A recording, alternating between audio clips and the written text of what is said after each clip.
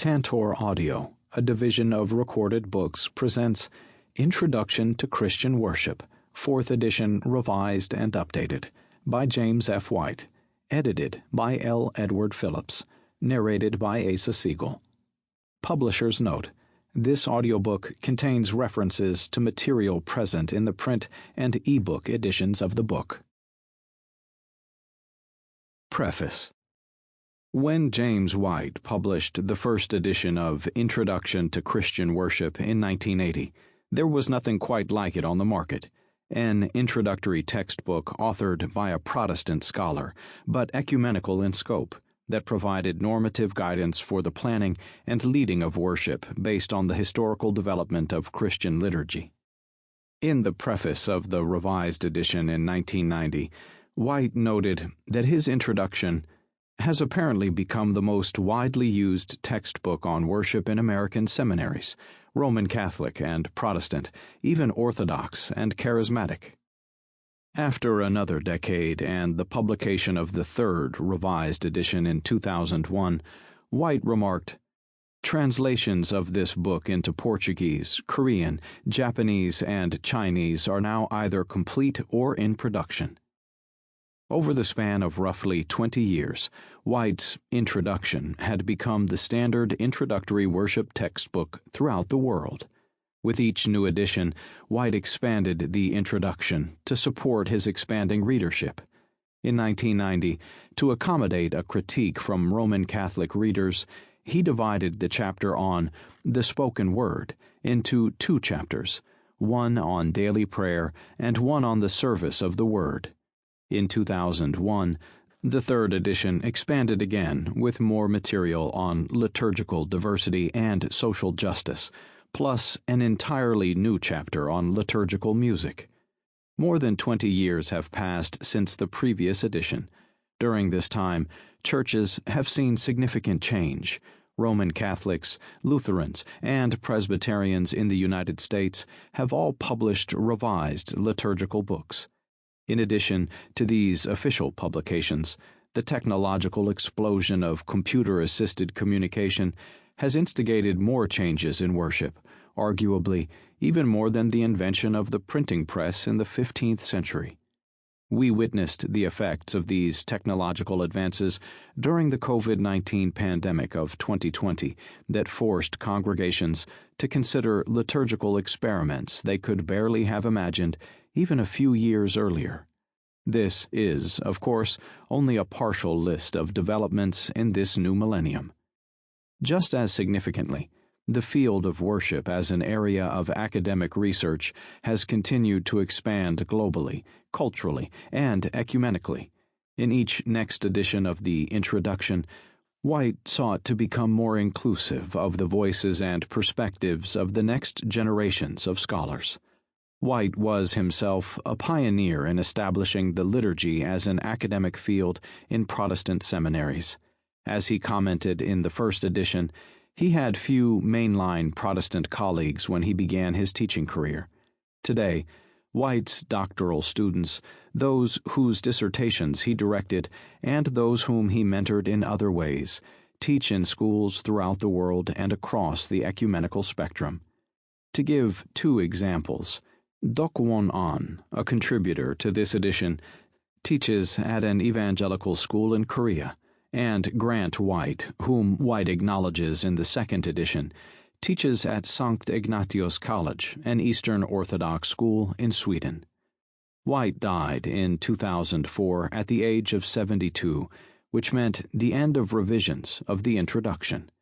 But it did not mean the end of the book, which continues to be widely used even as it has become increasingly dated.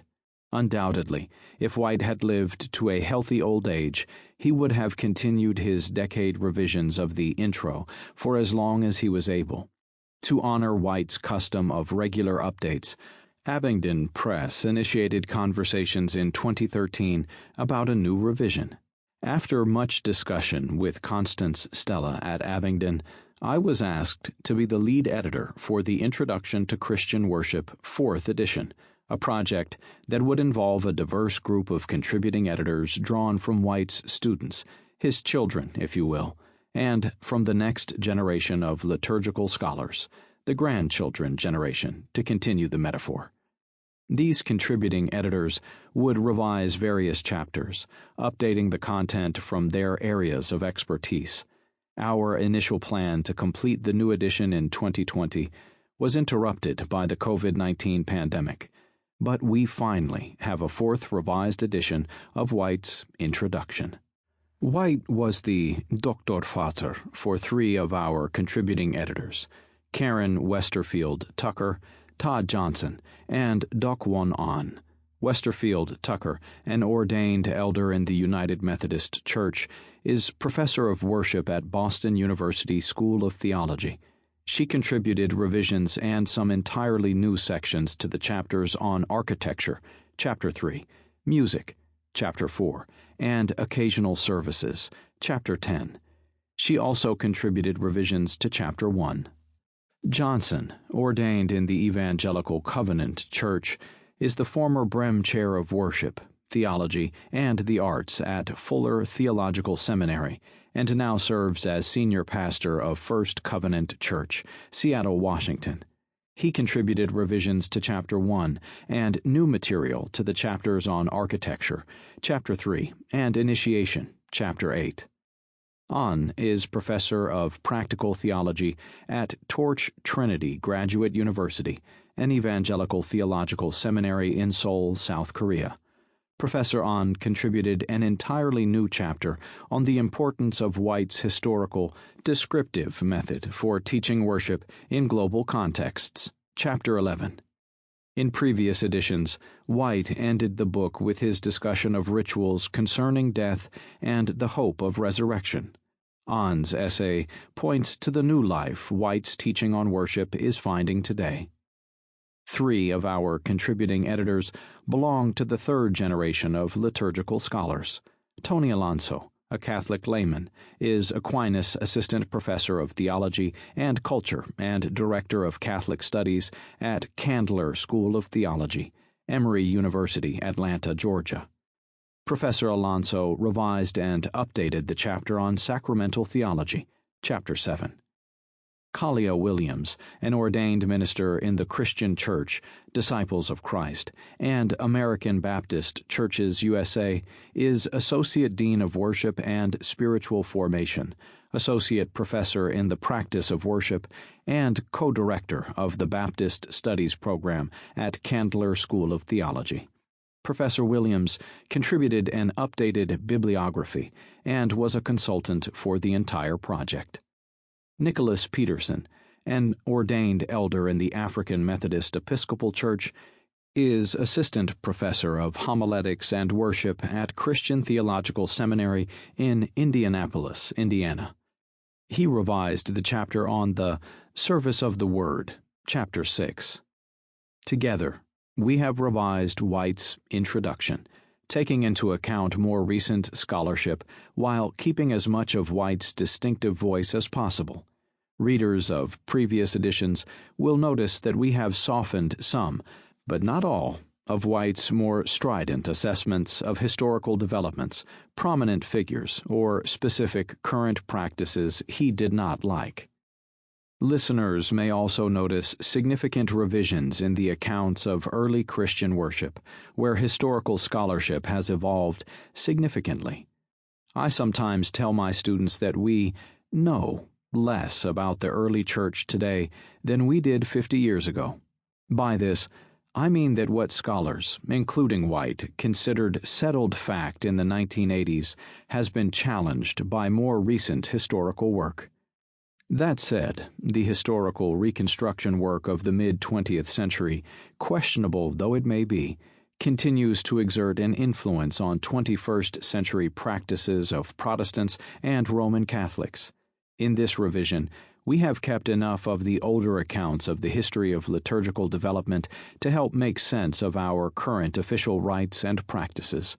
Moreover, we have revised the chapters to include more of the perspectives of the contemporary worship movement, the history of which has recently been more fully examined by two of White's former students, Sui Hong Lim and Lester Ruth.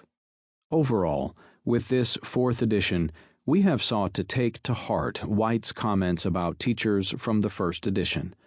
I hope this book will aid them, his fellow teachers of worship, in their teaching until they find better ways to interpret Christian worship. With Peter Lombard, I can say, if anyone can explain this better, I am not envious. In short, we have sought to explain better for the present listener, keeping in mind the humility that White and Lombard both sought to model. I am proud to be among the first generations of doctoral students at the University of Notre Dame mentored by Jim, and I will now use the name by which his friends called him. Jim and I shared a love for the United Methodist Church, in which we were both ordained. Over the years, Jim has continued to be a crucial influence on my thinking and teaching about worship. I thank the contributing editors who remained committed to this project despite the pandemic delay. I thank Don Saliers for advising me at the start of this project in 2017. And finally, I thank my wife, Sarah Webb Phillips, who is also an ordained United Methodist elder and my first and most important conversation partner. Interestingly, for several years, Sarah served as the pastor of Broadway Christian Parish United Methodist Church in South Bend, Indiana. Jim was an active participant in this small inner-city congregation during the years he taught at Notre Dame. In many ways, Broadway Christian Parish was a laboratory where the liturgical resources of the United Methodist Hymnal, 1989, and Book of Worship, 1992, were tested years before their official publication. This small United Methodist Church is where Jim's memorial service was held a few days after his death. I am honored to be the lead editor of this new edition. I commend Abingdon Press for committing to the project, and I look forward to being able to assign it to my students. L. Edward Phillips, Emory University, Candler School of Theology. Chapter 1. What do we mean by Christian worship? To speak about Christian worship, we first must decide just what this term means. It is not an easy expression to define. Indeed, worship is an exasperatingly difficult word to pin down. What distinguishes worship from other human activities, particularly those noted for their frequent repetition? Why is worship a different type of activity from daily chores or any habitual action? More specifically, how does worship differ from other recurring activities of the Christian community itself? What distinguishes worship from Christian education or works of charity, for instance? Is a contemporary service meant to be worship or evangelism, or both? Once we have made up our minds about what we mean by worship, how do we determine what makes such worship Christian? Our culture is full of various types of worship. Are there distinctive marks for Christian worship? For that matter, is all worship offered by the Christian community always Christian? None of these are easy questions to resolve, but they certainly need to be probed, and they are not simply speculative matters of theoretical interest alone. Defining what is distinctive about Christian worship is a vital practical tool for anyone who has responsibility for planning, preparing for, or leading Christian worship. The continuing appearance of new forms of worship has made this type of basic analysis even more crucial for those people charged with worship ministry. Such people are constantly involved in decision-making as they serve the Christian community through worship leadership. The more practical the decision, the more necessary the theoretical foundations often become. Is a certain act, such as pledging one's allegiance to a national flag, appropriate in Christian worship, or is that act out of place? Should other acts, such as celebrating the adoption of a child, which churches have not customarily included in worship, find a place in the worship life of the church? Or is that not appropriate in Christian worship? Only if one has a working definition of Christian worship can one cope with such practical problems? I shall explore 3 methods of clarifying just what we mean by Christian worship. I have increasingly come to feel that the most adequate approach is a phenomenological one that seeks careful description of what Christians do when they come together for worship. Although this may seem the most simple and straightforward method, observation is essential if we are to understand the meanings of the structures or services Christians use over and over again for worship. Most of this book will concentrate on describing the development, theology, and use of actual structures or services.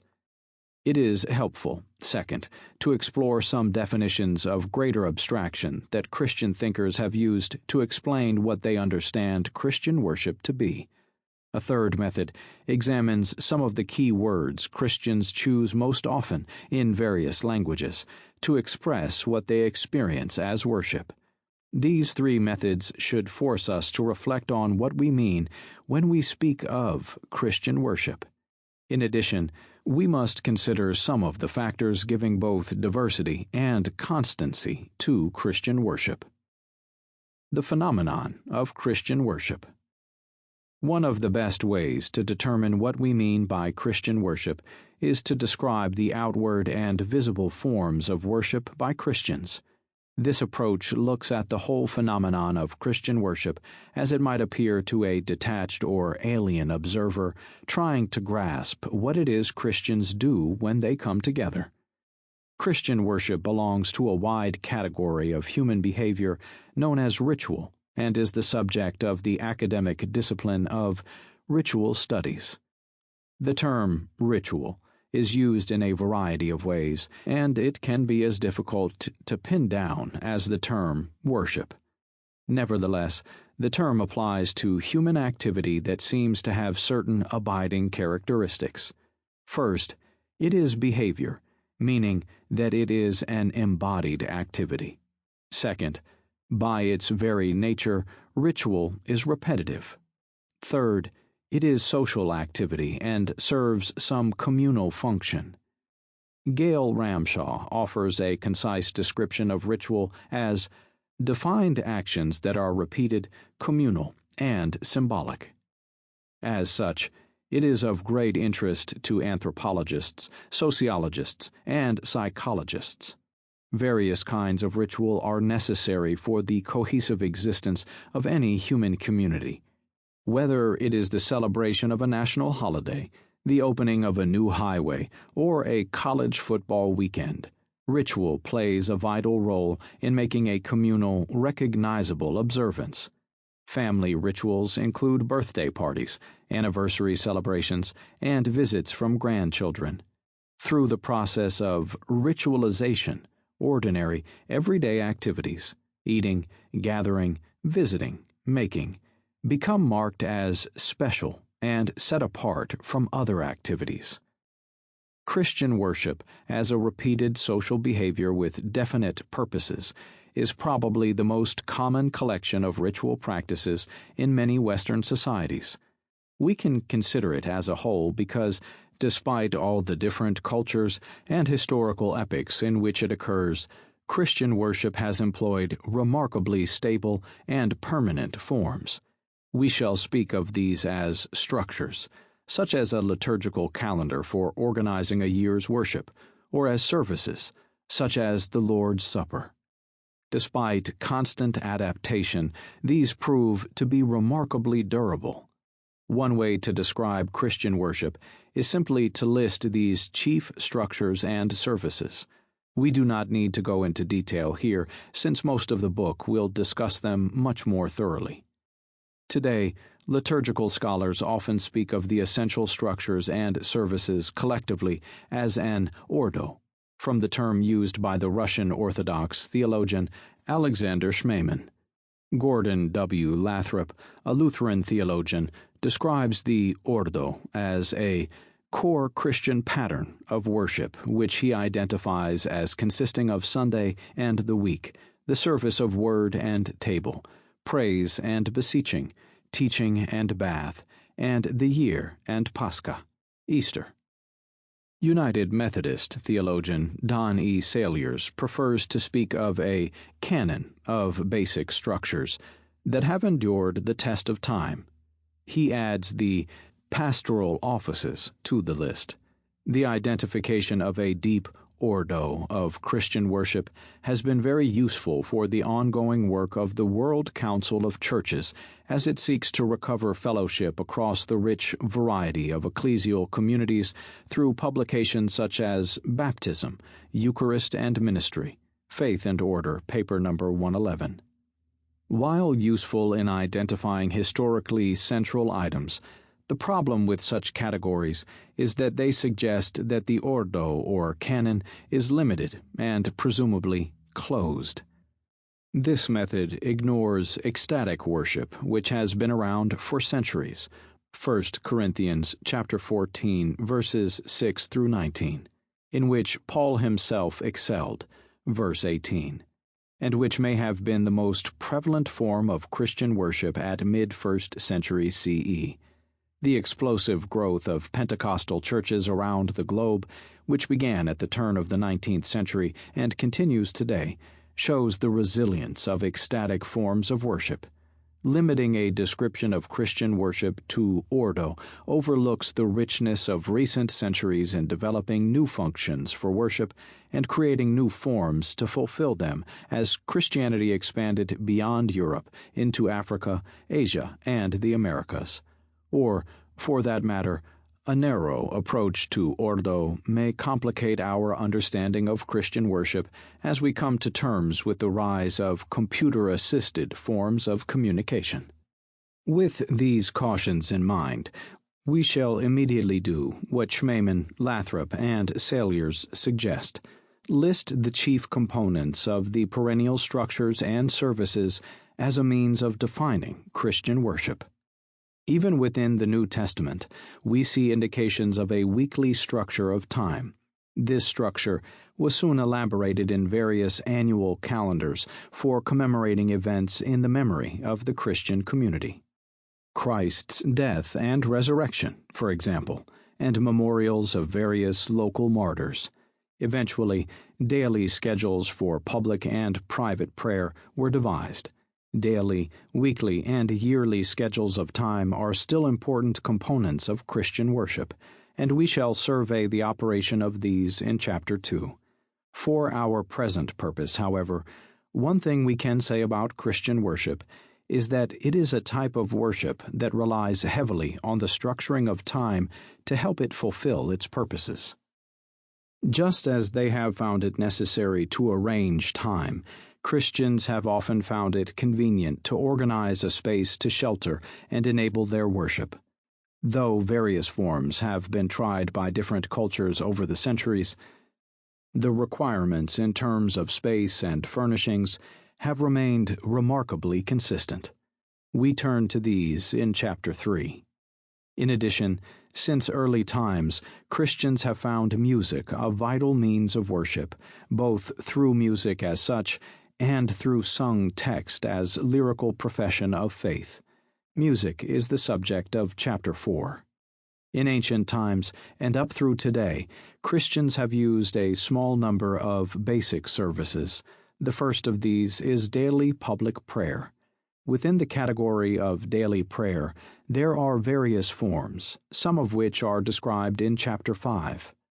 A second type of service focuses on the reading and preaching of Scripture and hence is often referred to as the service of the Word. It is familiar to Protestants as the preaching service. It also serves as the first portion of the Eucharist or Lord's Supper.